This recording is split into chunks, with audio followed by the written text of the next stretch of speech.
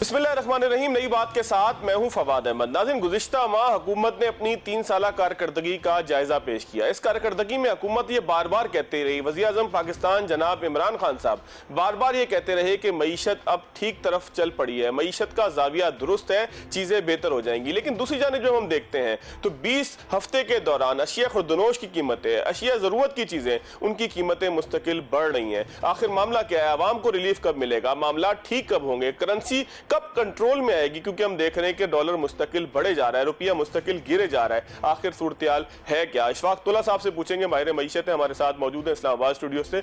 तोला साहब, बहुत शुक्रिया आपके वक्त का। तोला साहब, मैंने इब्तिदा में बता दिया, जो चीज़ मैंने आपसे सबसे पहले पूछनी है, जब आपने पहले मुझे कहा था कि डॉलर जो है वो 160 पर जाएगा तो उस वक्त हम हैरान हुए थे। 2 साल 3 साल पुरानी बात है। लेकिन तरीन साहब के आने के बाद मई से लेके अगर आज की तारीख तक हम देखें, सितंबर के आखिर तक, तो महसूस ये हो रहा है कि तरीन साहब के आने के बाद डॉलर की स्पीड तेज हुई। आखिर वजह क्या है तोला साहब? बिस्मिल्लाहिर्रहमानिर्रहीम। फवाद, वो जो कहते हैं ना, कैलेंडर देख के तारीख नहीं बतानी चाहिए। हमने पहले ही आपको बता दिया था और ये मैंने 168 कहा था, आप देख लीजिएगा अपने प्रोग्राम में, देखना चाहें। और ये प्राइस थी 2019 की, जो कि मेरे हिसाब से 20 में ये हो जानी चाहिए थी। आप उठा लीजिएगा, आर्काइव आपको मिल जाएगी। बिल्कुल ठीक है। मगर ये कोविड की वजह से और जो प्रेशर पड़ा और जो हॉट मनी के ऊपर जिस तरीके से लोगों ने क्रिटिसाइज किया और जिस तरीके से आपके जो इंपोर्ट क्लिप हुए और जो जिस तरीके से डॉलर में अपना मार्केट में, कर्व मार्केट में डॉलर को कंट्रोल किया गया, या एक्सचेंज रेगुलेशन जिस तरीके से अनऑफिशियली अनऑफिशियली जिस तरीके से उन्होंने कंट्रोल किए, ये वो वजह थी। और कुछ इसमें कुछ एडवाइजरी कुछ अच्छे लोगों की थी कि 165 से फिर हम 152 पे लेके आ गए। बिल्कुल ठीक है। और हमें 145 पे लाना था, बट मेरा ख्याल है कुछ नागुज़ीर वजूहात की बुनियाद पे। तोला साहब, एक मिनट रुकिएगा। आपने कहा लाना था। इसाक डार साहब पे भी ये इल्जाम था कि वो लाने की कोशिश करते थे, डॉलर फ्लोट नहीं करता था, लाने की उसको कोशिश की जाती थी। तो ये लाना था, ये उसी तरीके से था जैसा इसाक डार की तरह था, या तरीका बदला गया था लेकिन कान उसी तरीके से पकड़ा गया था? देखिए, ना काम पकड़ा गया था। देखिए, डार साहब हों, इससे पहले इशरत हुसैन ने भी यही किया था। ये कोई ऐसी बात नहीं है कि जो डार साहब ने किया था, उससे नहीं, लेकिन जुर्म बना के पेश किया गया ना तोला साहब, उसको जुर्म बना के पेश किया गया। ये कोई जुर्म नहीं है, कोई जुर्म नहीं है। क्या ये जुर्म नहीं है कि 152 से 168 पे आप ले जाएं और इन्फ्लेशन बढ़ा दें? फिर इन्फ्लेशन जब बढ़ेगा तो आप कहेंगे जी इंटरेस्ट रेट बढ़ाएं। जब इंटरेस्ट रेट बढ़ेगा तो आप कहेंगे जी अब ग्रोथ कम होगी। फिर जब ग्रोथ कम हो जाएगी, आपकी कंजम्पशन पावर कम होगी, आपकी अनएम्प्लॉयमेंट होगी। तो क्या ये जुर्म नहीं है? क्या हॉट मनी का फ्लोट होना जुर्म नहीं था? क्या आपने 3000 अरब ज़्यादा इंटरेस्ट पे कर दिया डेट सर्विसिंग और बाद में एडमिट किया, तो क्या ये जुर्म नहीं था? देखिए, जुर्म तो वो होता है तोला साहब जो दूसरा करे, हम जो करते हैं वो तो करामात होती है। देखिए, जुर्म उसको कहते हैं कि अगर पर्सनल बेनिफिट के लिए कोई करे। और ये अगर कोई, देखें, अगर उनको कोई पर्सनल फायदा हुआ इससे, और अगर डार साहब ने या कोई भी बंदा है, let's not take the name, अगर किसी ने भी कोई ऐसा जुर्म किया है जिसको आप सब्सटेंशिएट कर सकें कि जी इस शख्स ने अपने पर्सनल गेन के लिए ये काम किया, तो मैं समझता हूँ सरेआम उसको आप लटका दें, वो अलग बात है। But if you tell me कि जी कि एक चीज़ को देखिए, पाकिस्तान की करेंसी में 200 दफ़ा कह चुका हूँ आपके प्रोग्राम में भी, हर जगह, कि बहुत छोटी सी मार्केट है। आज आप देखें ना, थोड़ा सा आप ऊपर नीचे होते हैं इंपोर्ट में तो टक करके 17-18 रुपये बढ़ जाते हैं। दुनिया की किस मार्केट में ये हुआ है? अब आप मुझे मिसालें जो दे रहे हैं एक्सपोर्ट की, या जिस तरीके से कि हमारी एक्सपोर्ट ये हो रही है और हमारी इंपोर्ट का ये मसला हुआ, देखिए उस वक्त भी यही था ना कि इंपोर्ट बढ़ती रहती थी, एक्सपोर्ट आपकी वही है। एक्सपोर्ट अगर आपको मैं बताता हूँ, पिछले सालों की क्वांटिटीज उठाएं और इस साल की जो प्राइस दिखें, आपका 65% कम से कम टेक्सटाइल की एक्सपोर्ट है। टेक्सटाइल की एक्सपोर्ट में कमोडिटी मार्केट को देख लें, कहाँ की कहाँ चलेगी कॉटन का रेट। आपकी अपनी कल्टीवेशन है नहीं, कल्टीवेशन आपकी गिर रही है कॉटन की। अभी कल्टीवेशन पे भी मैं आता हूँ। आज तरीन साहब ने एक आध दिन पहले बड़े मजेदार बात की है कल्टीवेशन पे। वो कहते हैं कि जी कोरोना की वजह से गंदम की पैदावार कम हो सकी है, इस वजह से आटा जो है वो महंगा मिल रहा है, हम कुछ ऐसे इकदाम कर रहे हैं जिससे आटा सस्ता मिलेगा, ये तरीन साहब ने कहा है। इस पे मैं आपसे बाद में बात करूंगा। मुझे डॉलर का एक क्लियर कर देना जरा, बड़ी इंपॉर्टेंट बात। डॉलर मैं आपको कहता हूँ बहुत छोटी सी मार्केट है। अगर आप इसको कंट्रोल नहीं करेंगे, मैं नहीं समझता हूँ कि यू स्टैंड नोवेयर। कल को आप इसी डॉलर की वजह से और मार्केट फटेगी, जैसे 168 पे फटी थी, अब दोबारा फटने वाली है। मुझे somebody insider has told me reliably कि जी के 174 तक जाएगा, जो कि उन्होंने IMF को कहा हुआ है।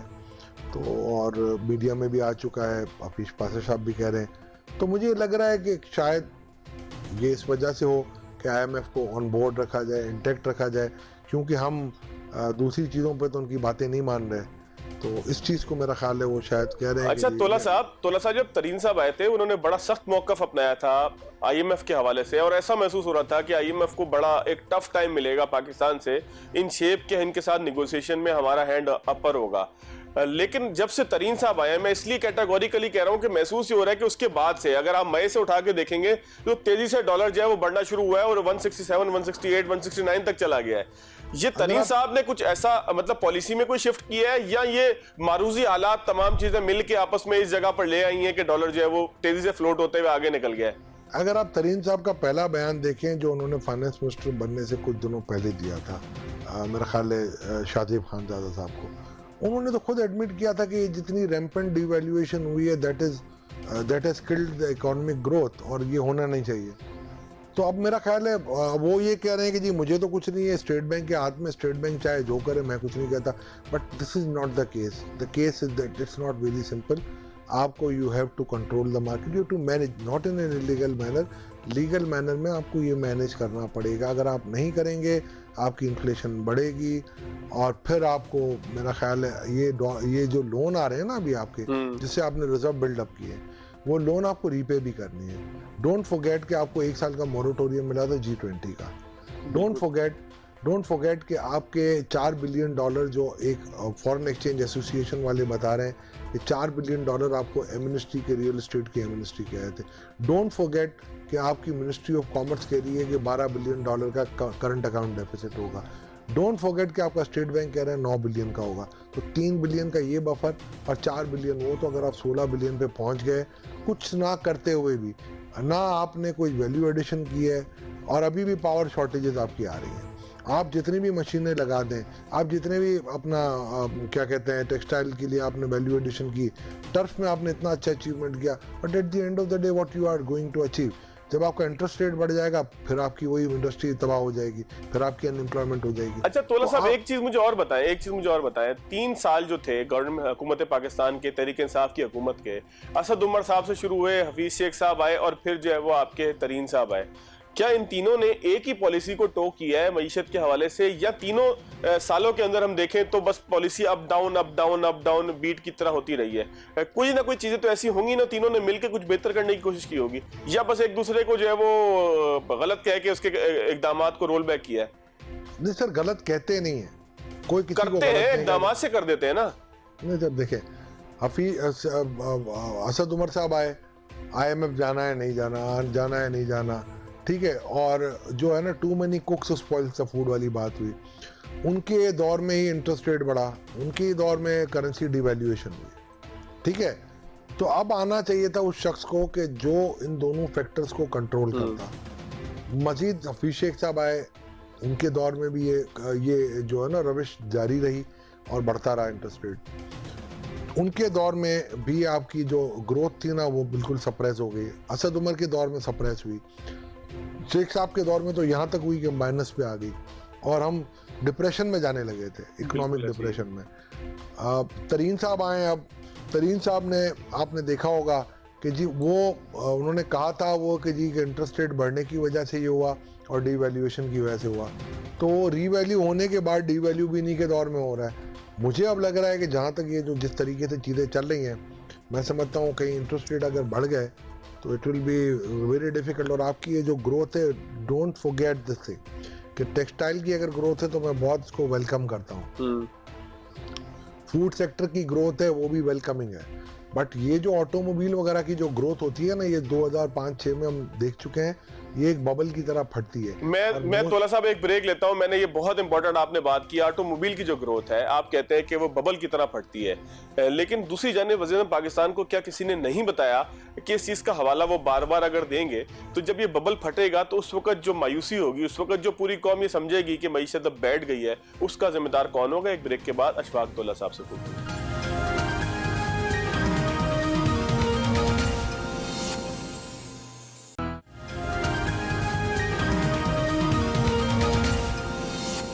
ब्रेक के बाद एक मरतबा फिर खुशामदीद। अशफाक यूसुफ तोला साहब हमारे साथ मौजूद है, माहिर मईशत है। मईशत के मुख्तलिफ पहलुओं का हम जायजा ले रहे हैं। तोला साहब, इमरान खान साहब कई दफा हवाला दे चुके हैं जी, मोटरसाइकिल की सेल बहुत ज्यादा हुई, गाड़ियों की सेल बहुत ज्यादा हुई, हुकूमती वज़रा ट्वीट कर रहे हैं, इसको एक कारकर्दगी बना के पेश कर रहे हैं। आप कहते हैं कि ये कारकर्दगी नहीं है, ये बबल है। इससे पहले भी हम इसको जो है भुगत चुके हैं 2005-6 के अंदर। क्यों फटेगा ये बबल और किस तरीके से फटेगा और फिर क्या इम्पैक्ट इसका पड़ेगा? देखिए, हिस्ट्री इज रिपीटिंग इटसेल्फ। अगर आप देखेंगे 2005-6 में जिस तरीके से गाड़ियों की सेल बढ़ी थी और जिस तरीके से प्लांट की एक्सपेंशन हुई थी, पौने जो मुझे याद फिगर आ रही है, इंडस बड़ी इन्वेस्टमेंट करके आ रहा है। मैंने अभी देखा है उसके सीईओ जमाली साहब की एक फोटो मुझे भेजी इकबाल शाह साहब ने, उसमें काफी बड़ी इन्वेस्टमेंट है जो इंडस लेके आ रहा है, इंडस टोयोटा। अच्छी बात है, अच्छी बात है। देखिए, मगर मैं चाहता हूँ ये इन्वेस्टमेंट जो है ना मेरी एक्सपोर्ट ओरिएंटेड बन जाए, कि यहाँ गाड़ियाँ बने जैसे दूसरे मुल्क की गाड़ियाँ पाकिस्तान आती थी ना, अभी भी आ रही हैं, कुछ जो फॉरेन ब्रांड्स हैं उनकी आ रही हैं। तो मैं समझ रहा हूँ कि आप यहाँ से गाड़ी एक्सपोर्ट हो, टोयोटा को कहे, उनकी अल्लाह करे वो क्वालिटी आ जाए कि जिस तरीके से जो प्राइस ये चार्ज कर रहे हैं। मैं ये कहता हूँ कि देखें, मैं ये इसका बिल्कुल मुखालिफ नहीं हूँ कि इंडस्ट्रियलाइजेशन होनी चाहिए, बिल्कुल होनी चाहिए, हमारी कैपिटल फॉर्मेशन होनी चाहिए, हमारी कैपिटल मार्केट चलनी चाहिए। मगर आप अगर देखेंगे 2.25 लाख गाड़ियाँ लास्ट टाइम में लीज हुई थी और मेरा ख्याल है जो अंदाज़ा है 1.25 लाख गाड़ियाँ डिफ़ॉल्ट में थी। बिल्कुल ठीक।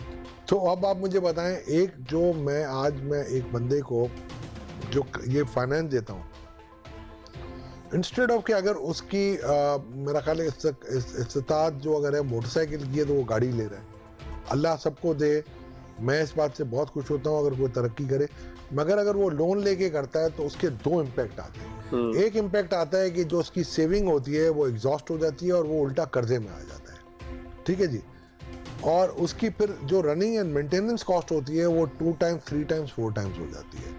तो जब ये आप 2 चीज़ों को देखते हैं तो मैं अपनी सेविंग को एग्जॉस्ट कर सकता हूँ और मैं कंजम्पशन लेड ग्रोथ पे जाने की कोशिश करता हूँ, which is not suitable to our part of economy, जहाँ पर जो कैरेक्टरिस्टिक्स है इकोनॉमिक एजेंट की, जो सबसे बड़े एजेंट है वो आपकी लैंड और अनस्किल्ड लेबर है। देखिए, आप आज कह रहे हैं कि जी हमने ज़राअत के अंदर काफ़ी प्रोग्रेस की, जो भी अब आप ज़राअत पे आएंगे तो मैं आपको बताऊँगा कि इसकी भी हमें देखनी पड़ेगी कि क्या चीज़ है, किस तरीके से हम बात करें और क्यों बात करें।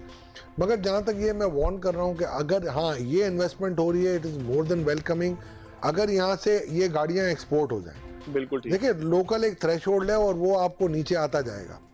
बहुत बड़े एक कार ये इंडिकेटर है वैसे अपना तोला साहब, ये इंडिकेट करता है कि मईशत बेहतर हो रही है अगर गाड़ियां ज्यादा सेल हो या मोटरसाइकिल ज्यादा सेल हो। इसको हम इंडिकेशन कह सकते हैं पाकिस्तान की इकोनॉमी को सामने रख के कि मईशत में बेहतरी हुई है, लोगों की जेब में पैसा है, उन्होंने गाड़ी खरीद ली। देखिए, जो आपका नेशनल अकाउंटिंग मेथड है जो यूएन का अप्रूव्ड है उसमें तो ये इंडिकेटर है और आपको मानना पड़ेगा। बट क्या ये रियली कंट्रीब्यूट कर रहा है कि नहीं, दैट इज येट टू सी। बिल्कुल ठीक है, यानी कि किताब में जो लिखा है लाजमी नहीं कंट्रीब्यूट करे। तोला साहब, आप लोगों के ऊपर बात नहीं करते हैं, मैंने कई दफा आपसे सवाल किया मुख्तलिफ लोगों के हवाले से, आप कहते हैं पर्सनैलिटीज के ऊपर बात ना करें, लेकिन वकार मसूद साहब क्यों चले गए? देखिए, वकार मसूद साहब एक अच्छे पढ़े लिखे बड़े समझदार इंसान हैं और उनका ये था कि जी अगर मैं बैठा हूँ, जो मैंने सुना है, मेरी इनसे बात तो नहीं हुई है, उनका ये था कि अगर मैं बैठा हूँ तो मैं राइट डायरेक्शन पे लेके जाऊँ और मेरे तजर्बे के मुकाबल कोई और तजर्बेकार नहीं, और जो कि सही है एक हद तक, ठीक है ना। मगर फाइनेंस मिनिस्टर तो फाइनेंस मिनिस्टर है, वो मेरा ख्याल है जो मुझे लग रहा है आपस में बनी नहीं है इनकी। और दूसरा मुझे लग रहा है कि एफबीआर के अंदर भी थोड़ी सी चिपकलिशें थी आपस में और मेरा ख्याल है उसकी वजह से काम में इफेक्ट आ रहा था। तो मैं ये समझता हूँ कि उन्होंने बेहतर समझा कि नहीं, अगर मेरी वजह से कोई काम में खलल आ रहा है तो मुझे मेरा ख्याल है साइडलाइन हो जाना चाहिए। और ये मेरा ख्याल है एक जी शऊर आदमी के लिए ज़्यादा बेहतर होता है। साइडलाइन हो गए, निकाला गया है? देखिए, मैं ये नहीं कह सकता निकाला गया, वो तो वो बेहतर बता सकते हैं। मैं ये समझता हूँ कि ये बेहतर हुआ क्योंकि उस स्टेचर का आदमी अगर कहीं बैठा हुआ और काम डिलीवर ना कर सके तो मैं समझता हूँ ये फिर कौम के साथ जाती है। अच्छा तोला साहब, थोड़ा सा ज़रात की तरफ आ जाएं। शौकत तरीन साहब का मैंने आपको बताया कि उन्होंने पीआईडी में बैठ के एक प्रेस कॉन्फ्रेंस की। उसमें उन्होंने कहा कि जी इस वजह से आटा महंगा हो गया कि हम कोरोना की वजह से हमारी फसल अच्छी नहीं हुई थी और हम चीज़ों को देख रहे हैं, कर रहे हैं, चीनी के ऊपर सब्सिडी देंगे, ऐसे करेंगे, वैसे करेंगे। लफ्ज़ सब्सिडी के ऊपर थोड़ा सा गौर कीजिएगा। अगर हम दोबारा सब्सिडी की तरफ जाते हैं तो मईशत क्या इतना बड़ा टीका सह लेगी? देखिए, कोई बहुत बड़ा टीका हो या ना हो, मेन मसला ये है सब्सिडी अब आपका है ना, जो ये प्रोविंशियल इशू है। प्रोविंशियल को आप एनएफसी अवार्ड दे दे तो वो जाने, उनका काम जाने, ठीक है ना। मेरे फेडरल किटी पे इसका इफेक्ट नहीं आता, इनडायरेक्टली आता है, डायरेक्टली नहीं आता, क्योंकि जब मैं देखूंगा तो कंसोलिडेटेड अकाउंट्स में ये आ जाएगा। ज़रात के ऊपर अगर आप कहते हैं ना तो 26 मिलियन मेट्रिक टन की आपकी प्रोडक्शन हुई है, जो as far as I am concern, और मेरा ख्याल है ये काफ़ी है आपकी रीप्लॉगिंग के लिए और आपकी जो इंटरनल कंजम्पशन और जो आपकी एक्सटर्नल कंजम्पशन है। बिल्कुल ठीक। मगर ये है कि इन्होंने 4 मिलियन मेट्रिक टन का जो रिजर्व्स रखना चाह रहे हैं, ये स्ट्रेटेजिक रिजर्व्स, वो इसलिए चाह रहे हैं कि फिर कोई ब्लैकमेल ना करे और प्राइस ना ऊपर आए। तो आज आप जिस तरीके से सपोर्ट प्राइस दे रहे हैं, अगर मैं उसको डॉलर टर्म्स में देखूं और अगर डॉलर टर्म डी वैल्यू हो गया, अगर फर्ज करें आपका पिछले दिनों में 12%, अगर मैं 152 से लेता हूँ 168 पे, तो 12%, तो अगर मैं 2000 रुपये की सिंध सपोर्ट प्राइस दे रहा था, तो now support price is equivalent to आपके 2220 रुपये। बिल्कुल ठीक है सर। तो अगर आप दे दें तो लोग और ज़्यादा कल्टीवेट करेंगे, और ये 26 मिलियन मेट्रिक टन है, ये 30 मिलियन मेट्रिक टन हो जाएगा, तो आपका ये जो एक्सचेकर से आपका जो बर्डन पड़ेगा फॉरेन एक्सचेंज रिजर्व्स पे, वो भी कम हो जाएगा। ये समझ मुझे आज तक नहीं पड़ी कि वो स्ट्रेटेजिक रिजर्व अगर आपने देने ही है तो आप 4 मिलियन मेट्रिक टन इसलिए किया गया है कि डिमांड सप्लाई मैकेनिज्म पूरा रहे। जब डिमांड सप्लाई मैकेनिज्म की आप बात करें और सपोर्ट प्राइस पे गवर्नमेंट ही खरीद रही है उससे, तो आपको तो सिर्फ एक काम करना है, उस काम की बजाय आप 50 काम और कर रहे हैं। आप फार्म टू मार्केट का क्यों आप कॉन्सेप्ट शुरू नहीं करते? आप क्यों मिडल मैन को ला रहे हैं, जो हमारे मोहतरम प्राइम मिनिस्टर या फाइनेंस मिनिस्टर कह रहे हैं कि जी वो they are making the money. If they are making the money, clip their wings, instead of कि आप उनको रोकें। आपका ये फरीजा बनता है, आपका हक है कि आप उनको रोके, आप उल्टा इंपोर्ट करके आप हुकूमतों का काम है, हुकूमत का काम है ऐसे जखीरा अंदोजों को रोकना, काले लोगों को रोकना कि जो पूरी कीमत को, प्राइस मार्केट को खराब करते हो। बिल्कुल तुला साहब ठीक है, लेकिन एक नुक्ता बयान कीजिएगा जो आम आदमी के लिए है, मेरे आपके सबके लिए है, वो ये है कि क्या आटा और चीनी, इसके ऊपर हुकूमत इस दफा कोई ऐसी पॉलिसी ले आएगी कि जिसके नतीजे में जो भी तरीके आकार हो कि एक आम आदमी को जो टेक होम चीज मिले, वो आटा सस्ता मिले, वो चीनी सस्ती मिले? आपको लगता है कि उस जानिब कोई पॉलिसी बन रही है, या फिर इस साल एक बहरान खड़ा होना है? देखिए, पहले तो आप तशरीह कर ले अपनी, आप आम आदमी नहीं है, हम लोग आम आदमी हैं, ठीक है ना। तो हम आम आदमियों के लिए देखिए चक्कर ये होता है कि गवर्नमेंट कह देती है, 50 दफ़ा हमने देखा है, 50 ट्वीट मोहतरम प्राइम मिनिस्टर क्या है, दूसरे मिनिस्टरों क्या है, शहजाद अकबर साहब क्या है कि 85 रुपये रेट है, फलाना रेट है, 100 रुपये के अंदर होगी, ये हो नहीं सकता, ये हो रहा है, इतने का गन्ना बिका। But at the end of the day what is the ground reality? If you want कि 85 रुपये की चीनी मिले तो आप 6 घंटे लाइन में खड़े रहें। मार्केट आप बराबर दुकान से जाके 100 रुपये की ले लें, तो 15 रुपये का नेमल बदल 6 घंटे की लाइन में खड़ा होना कह रहे हैं, वो भी धूप में। तो मैं नहीं समझता कि ये वायबल है। आप इसका बेहतरीन तरीका ये होता है, आप लोगों को अलाउ, एक इवन प्लेइंग फील्ड दे दें, आप लोगों को अलाउ करें, let the market forces decide the mechanism. But आपकी प्राइस कंट्रोल इतनी अच्छी होनी चाहिए कि आप उनको देखते रहें, वॉच करते रहें।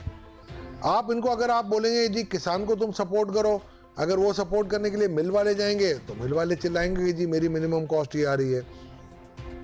मिल वालों को आप कहोगे कि जी तुम यहाँ पर ना बेचो, तो वो फिर वही आ जाता है, मिडलमैन सत्तार भाई, गफ्फार भाई आ जाएंगे। तो there are so many vectors to it.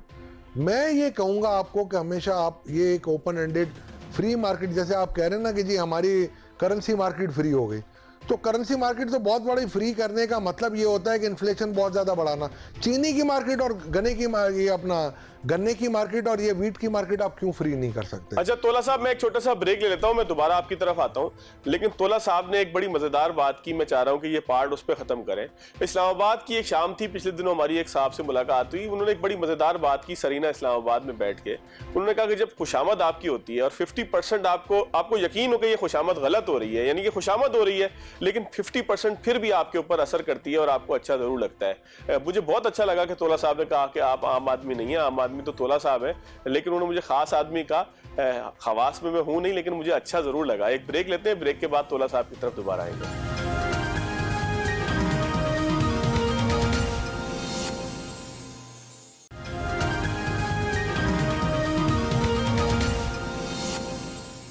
Break के बाद एक बार फिर खुश आमदीद। हमारे साथ मौजूद है मारूफ माहिर मईशत अशफाक यूसुफ तोला साहब। उन्हीं से बात हो रही है, तमाम चीज़ों के ऊपर बात हुई कि महंगाई किस तरीके से कंट्रोल होगी, डॉलर रेट कैसे कंट्रोल होगा। तोला साहब, तरीन साहब को एक क्वार्टर अब हो गया है, मईशत को क्वार्टर्स के हिसाब से हम अगर तकसीम करके देखें तो ये कितना दुरुस्त होगा, और तरीन साहब का क्वार्टर जो है उसमें कामयाबी क्या है, और कहाँ कहाँ पर हम ये नाकामी नहीं कहेंगे, कहाँ कहाँ पर तरीन साहब को भी तवज्जो देने की जरूरत है, दोनों का अगर कंपैरिजन करें, क्योंकि आखिरी पार्ट है प्रोग्राम को हमने समअप की तरफ लेके जाना है। देखिए, आपने भी खुशामद कर दी ना नाकामी ना कह के, ठीक है ना। सर नेगेटिव नहीं होना चाहिए ना बहुत ज्यादा। चले उसकी वजह है, मान लिया ना आप। सुने ना तोला साहब, सुन ले, मानिएगा बेशक आप नहीं, मैं एक अर्ज ये कर रहा हूँ कि देखिए मसला ये है कि हुकूमत नाराज इस बात से होती है कि जी आप तनकीद हम पे करते हैं। चलो तनकीद नहीं करते ना, चलो सुन लेते हैं बात, लेकिन सही बात तो करनी चाहिए ना लोगों के साथ।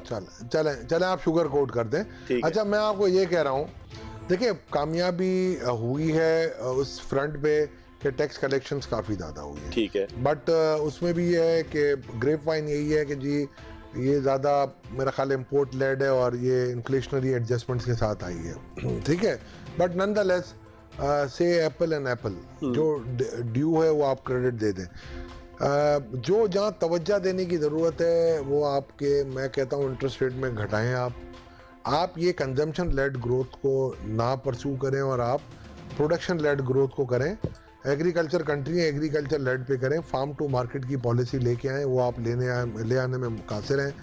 दूसरा, ये जो बहुत बड़ा जो वबाल आ रहा है डीवैल्यूएशन का, इसको आपको अरेस्ट करना है। और मैं आज भी कहता हूँ the recipe of Pakistan economy lies आज के दौर में 4% इंटरेस्ट रेट और 140 का डॉलर। तोला साहब, इंटरप्ट करने की इजाजत है मुझे? आप बादशाह आदमी हैं, आप जो चाहे। अच्छा, मुझे ये बताएं कि कुछ ऐसे लोग भी तो होंगे ना दुनिया में, कुछ ऐसी किताबें भी तो होंगी ना, कुछ ऐसे लोग भी ये बात करते होंगे कि डीवैल्यू होने से चीजें ठीक हो जाती हैं, असल रेट के ऊपर उसको आना चाहिए, या आप समझते हैं कि ये सिरे से मफरूजा मौजूद ही नहीं है? मफरूजे की बात ही नहीं है। देखिए, आपको अपनी ग्राउंड रियलिटीज के साथ मैं तोला साहब क्यों कह रहा हूँ आपको, देखिए एक आपका ख्याल हो सकता है, एक आपका तज्जिया हो सकता है, एक मेरा तज्जिया हो सकता है। हमारा तज्जिया ये है कि डॉलर को इतना महंगा नहीं होना चाहिए, डॉलर को मुनासिब होना चाहिए, अपनी औकात में रहना चाहिए, ठीक है ना। लेकिन ऐसा तज्जिया क्या मार्केट में, मैं तालिब इल्म आदमी, मुझे बताएं ऐसा तज्जिया भी मार्केट में मौजूद है जो कहते हैं कि करेंसी को जितना मर्जी बढ़ाना है बढ़ा दो? जापान में भी तो बहुत ज्यादा है, चाइना में भी तो बहुत जो है वो डॉलर बहुत ऊपर की तरफ है। चाइना और जापान में कोई नहीं है, वो रिवैल्यू हो रहे हैं। मगर दूसरा मैं आपको बता देता हूँ, कभी भी एक बात याद रखिएगा, आप जो भी करते हैं अपनी चादर फैला के आप पाँव फैलाते हैं चादर देख के, ठीक है। हमारे ग्राउंड रियलिटी डिफरेंट है और हमारे कॉन्सेप्ट्स डिफरेंट है। हम अमेरिका नहीं है कि जो डॉलर छाप के अपने आप को कंट्रोल करेगा, ठीक है। आज आप देखें, अगर ये सिर्फ रीर और नीर की बात होती तो बांग्लादेश की करेंसी रीर और नीर के हिसाब से या तो शायद 70 रुपये होती या 90 रुपये होती, ठीक है ना। वो इतना क्यों कंट्रोल चलते हैं? आप देखें चाइनीज करेंसी भी बिल्कुल कंट्रोल चल रही है। मेरा सिर्फ कहने का मकसद ये है, आप ग्राउंड रियलिटीज को देखें और ग्राउंड रियलिटी के हिसाब से आप बात करें। आपको खाने के पैसे ना हो और ज़कात बांटते फिरे तो ये नहीं हो सकता। दूसरी बात, आपने जो बात की ना अच्छा लगने वाली, तो एक मैं नाम नहीं लूंगा, अगेन वो मेरी इन्वर्टेड कॉमा में है। एक जगह में बैठा हुआ था, एक बहुत आला हस्ती की एक बहुत आला हस्ती तारीफ कर रही थी और बहुत ज़्यादा तारीफ कर रही थी, तो उनको महसूस हो गया कि बहुत ज़्यादा तारीफ हो रही है। उन्होंने कहा जनाब आप बिल्कुल बस सही करें ये आप, तो वो बिल्कुल जज्बाती हो गए जो तारीफ कर रहे थे। बोला ये भी तारीख में लिखा जाएगा कि मैं तारीफ करना चाह रहा था और आपने मुझे तारीफ नहीं करने दी, ये मेरा हक आपने मारा है। तो ये भी इसका एक थ्योरी है और आप हक बजाने में जिस थ्योरी को भी अडॉप्ट कर सकते हैं। चले तरीन साहब पे दोबारा आ जाए ना, फिर मैंने एफबीआर की तरफ भी आना है कि आप कहते हैं कि एफबीआर में उन्होंने बड़ी इस्लाहात की कोशिश की है और हमेशा से एफबीआर के हवाले से तरीन साहब जो है वो एक अपना एक पॉइंट ऑफ व्यू रखते हैं, उसमें इस्लाहात के हवाले से, उसके रोल के हवाले से, उसको भी एफबीआर को भी बयान कीजिएगा। लेकिन पहले थोड़ा सा एक एक करके आप बता रहे थे उनकी कामयाबियां क्या है। देखिए कामयाबी अभी तो यही है, टैक्स टारगेट की है। कामयाबी मुझे ऐसे तो एक क्वार्टर में कुछ नज़र, ऐसे तो इतनी को ज़्यादा मुझे नज़र नहीं आ रही है। बजट उन्होंने बनाया था, बजट तो बजट है, फिर देखते हैं कि इसका होता क्या है एंड में। मैं उस वक्त कामयाब समझूंगा जब मेरी ग्रोथ 6% होगी, कंज्यूमर लेड नहीं हो, प्रोडक्शन लेड होगी। जब मेरा डॉलर 140 रुपए का होगा, जब मेरा इन्फ्लेशन 4% होगा और जब मेरा इंटरेस्ट रेट 4% होगा। तो ऐसा कुछ कर रहे हैं कि वो फ्यूचर में जो आपकी ख्वाहिशात हैं वो पूरी हो जाए। आपकी ख्वाहिश में इसलिए कह रहा हूँ कि आपने कहा है। नहीं सर, मैं तो हमेशा से कहता हूँ अगर मेरी ख्वाहिश पूरी होनी थी तो बहुत पहले से हो जाती। मैं तो समझ रहा हूँ प्रैक्टिकली करने की ज़रूरत है और आपको इसके लिए IMF को शायद थोड़ा खुदाफिज कहना पड़ेगा। आखिरी 2-3 मिनट रह गए, तोला साहब FBR के रोल पे आ जाएं। IMF को खुदाफिज हम नहीं कह पाएंगे, आपकी ख्वाहिश दिल में रह जाएगी। IMF में कोई इस्लाहात ऐसी हो रही हैं कि जो कहा जाए कि तरीन साहब के विजन के मुताबिक थी, क्योंकि तरीन साहब कहा करते थे कि IMF ये अपना FBR थोड़ा सा तंग करता है लोगों को। देखिए FBR की इस्लाहात जो है ना, ये इसकी तो पूरी मैंने आपके सामने ही है, 2016 की रिपोर्ट है हमारी, और अगर उसको फॉलो ही कर लें तो काफ़ी हद तक ठीक हो जाएंगे। उनको जो अपडेट करना, मैं तो तरीन साहब को 6 दफ़ा कह चुका हूँ कि आप कहें हम कर देते हैं, बट मेरा ख्याल है उनका ज़्यादा फोकस जो है ना वो मेरा ख्याल है बैंकिंग फाइनेंस की तरफ ज़्यादा है। FBR में नए चेयरमैन आए हैं, अच्छा बंदा है जो कि पहले जानता है FBR के सारे काम को, और मैं समझता हूँ वो काफ़ी सुधारने की कोशिश करेंगे, और उनके पास हैं भी अभी माशाल्लाह रिटायरमेंट में काफ़ी अर्सा है। तो अगर लॉन्ग टर्म उनको दिया गया और अगर वो सही मानों में उनको मौका दिया गया इस्लाहत करने का, तो मुझे नहीं लगता, मुझे कोई आर नज़र नहीं आ रही कि वो इस्लाहत ना कर पाए। शरह सूद की क्या सिचुएशन होगी? सुना है कि कुछ फ्लक्चुएट होने वाला है, क्या होने वाला है? मैंने ये एनालिसिस किया है अपना, मैं पब्लिक नहीं करता फवाद, ये आपको पता है फिर लोगों की नाराज़गियाँ हो जाती हैं। मुझे लग रहा है 0.5% बढ़ेगा। अच्छा, बढ़ेगा तो फिर हंगामा बढ़ेगा। अब ये तो सर बढ़ाने वाले और सहने वालों के ऊपर है, मैं क्या कह सकता हूँ। अच्छा, चलें अब कंक्लूड करते हैं तोला साहब प्रोग्राम को। काफी नेगेटिव बातें भी होंगी जो इस मईशत के अंदर हो रही होंगी, काफी चीजें ऐसी भी होंगी कि जो जाहिर है कि हम शायद बयान ना कर रहे हो। अब फ्यूचर में अगर हुकूमत ने ठीक करना है, मईशत को ठीक करना है, मईशत को दुरुस्त में लेके जाना है, तो 1, 2, 3, 4, 5 क्या इकदाम अब होने चाहिए? देखिए सबसे पहले मैं आपको कहता हूँ आप इसको अरेस्ट करें, डिवैल्यूएशन को, और डिवैल्यूएशन को रिवैल्यूएशन में ट्रांसलेट। ठीक है, एक हो गया। दूसरा इंटरेस्ट रेट को लो करें। ठीक है, 2 हो गया। बढ़ाना तो दूर। तीसरी बात ये आप इंसेंटिवाइज करें और फॉरेन डायरेक्ट इन्वेस्टमेंट को लेके आए। ये जो बॉटलनेक्स आपने रखे हैं ना उसको खत्म करें आप। 4 हो गया। और दूसरा आपका ये जो टैक्स कलेक्शन है ना उसके मैकेनिज्म में ईजी आप क्रिएट करें, और अगर कहीं भी आपको शिकायत आती है किसी भी अफसर के खिलाफ, ये एफिडेविट ना मांगे, आप उनको बुलाएं और सीधा सीधा उसकी हिस्ट्री चेक कराएं, और उनको अगर कोई ऐसा बहुत ज़्यादा ख़राब बंदा है तो उसको आप फारिग करें। आप एक मिसाल कायम करें, अगर आप मिसाल कायम करेंगे तो ही आपका काम आगे बढ़ेगा। अच्छा तोला साहब, एक चीज़ और फरमाइएगा, स्टॉक मार्केट परफॉर्म नहीं कर रही है, ये कोई इमर्जिंग मार्केट की जो फेहरिस्त थी उसमें से भी हम आउट हो गए। क्या है स्टॉक मार्केट में? कोई भी शेयर मुझे तो ऊपर जाता हुआ दिख ही नहीं रहा, काफ़ी दिन हो गए अब तो। सर देखें काफ़ी चीज़ें होती हैं, स्टॉक एक्सचेंज को काफ़ी चीज़ें ड्राइव करती हैं। जियो पॉलिटिकल सिचुएशन भी आपकी इस वक्त इतनी स्टेबल नहीं है। आप देख रहे होंगे कि अभी ये जो इमर्ज हुई है आपकी अफगानिस्तान की situation, this is yet to be seen कि क्या होगा और कैसे होगा। दूसरा आपके पास यही बात है, अब ये आता है कि जी शरह सूद बढ़ जाएगी तो वहाँ पर प्रॉब्लम्स आती हैं। तीसरी कुछ पॉलिसीज़ के इशू होते हैं जो रिफाइनरी से रिलेटेड अब आए हैं बयानात। तो मैं समझता हूँ कि देखिए, और बाकी कंपनीज की परफॉर्मेंस तो अच्छी है। देखें IPO बड़े अच्छे जा रहे हैं और काफ़ी और भी चीज़ें बेहतर भी हो रही हैं, मगर इन्वेस्टर ज़रा कॉशियस है, लॉन्ग टर्म व्यू लेने से डर रहा है अभी। तोला साहब, क्या स्टॉक मार्केट के हवाले से एक चीज़ बताइएगा। मुझे एक मैसेज आया हुआ था बाइको के हवाले से कि रिफाइनरी की एक पॉलिसी थी जिससे बाइको को फ़ायदा होना था, वो शायद तरीन साहब कुछ नहीं चाह रहे कि उसके ऊपर कोई अमल दरामद तो एग्जीक्यूशन हो। क्या मामला है उसका? वही मैंने आपको हिंट दी ना कि जी ये पॉलिसी थी, इसमें कुछ इश्यूज आ रहे हैं। वो कहते हैं बहुत पुरानी 20 साल पुरानी मशीनरी है, तो रिफाइनरियाँ तो फवाद 70 साल पुरानी भी होती हैं। और अगर आप देखेंगे तो दूसरी रिफाइनरीज भी जो हमारे यहाँ काम कर रही हैं वो भी बहुत पुरानी है। तो अब मेरा ख्याल है इनको सिंपैथेटिकली रिव्यू करना चाहिए इस चीज़ को। चलें तौला साहब, बहुत शुक्रिया आपका। प्रोग्राम इख्तिताम की तरफ है, प्रोग्राम को ख़त्म इसी बात पे करेंगे कि जो कुछ भी होना चाहिए पाकिस्तान के लिए बेहतर होना चाहिए। मईशत के हवाले से जो कुछ भी होना चाहिए, फिगर्स का हमने कुछ नहीं करना, डॉलर रेट का हमने कुछ नहीं करना, बिजली की कीमतों का हमने कुछ करना है, हमने आटा चीनी दाल की कीमतों का कुछ करना है। वो इसलिए करना है कि आम आदमी से रिलेटेड ये तमाम चीज़ें हैं। आम आदमी को इससे कोई मतलब नहीं कि करंट अकाउंट खसारा बढ़ रहा है, कम हो रहा है, हम IMF के पास है नहीं है, हम मईशत को किस तरीके से चला रहे हैं, किसके कहने पे चला रहे हैं, हम किस जाविये से चला रहे हैं, किस किताब के मुताबिक चला रहे हैं, कितना टैक्स कलेक्ट हो रहा है, लोगों का इससे ताल्लुक अमूमी तौर पर नहीं होता। लोगों का ताल्लुक इस चीज से है कि उनको आटा चीनी दाल टूथपेस्ट साबुन ये तमाम चीजें किस कीमत पे मिल रही हैं, उनको बिजली किस कीमत के ऊपर मिल रही है, उनको गैस किस कीमत पे मिल रही है, उनको सहूलियात किस कीमत के ऊपर हासिल हो रही हैं। लोगों के लिए बेहतर करें इमरान खान साहब, एक मौका और है, 2-3 साल अब आपके रह गए, इसको इसी तरीके से गुजारें तो लोगों के लिए बेहतर होगा। तरीन साहब से भी यही उम्मीद है। अपने प्रोग्राम से इख्तिताम करेंगे। आज के प्रोग्राम से इतना ही, अगले प्रोग्राम तक याद दीजिए। अल्लाह हाफिज़।